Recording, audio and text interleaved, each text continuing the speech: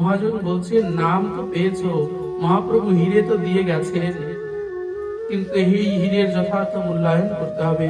মূল্যায়ন কখন করা হবে? বললেন, যখন তোমার রসনাতে এই নাম উচ্চারিত হবে, প্রতিনিয়ত এই নাম জপ ধ্যান তপস্যা করবে, তখনই এই নামের যথার্থ মূল্যায়ন করা হবে, তখনই তুমি ধনী হতে পারবে। ওগো ওগো, তাই বলি, এই নাম করো, এই নামকে গ্রহণ করো। যদি তোমরা ধনী হতে চাও, এই নামকে গ্রহণ করো, এই নামের স্বরূপকে গ্রহণ করো। এই নাম গ্রহণ করা ব্যতীত আমাদের আর কোনো উপায় নাই। এই নাম গ্রহণেই একমাত্র জীবের সকল অভিষ্ট পূরণ হতে পারে। এই নাম গ্রহণ ব্যতীত জীবের কোনো অভিষ্ট পূরণ হতে পারে না। কেন গ্রহণ করতে বলছি জানেন?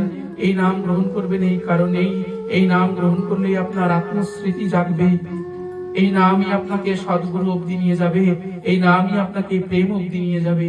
নামের মধ্যে ভগবান সর্বশক্তি, সমস্ত শক্তি সীমাহিত করে রেখেছে, সমস্ত শক্তি হরি নামের মধ্যে আছে।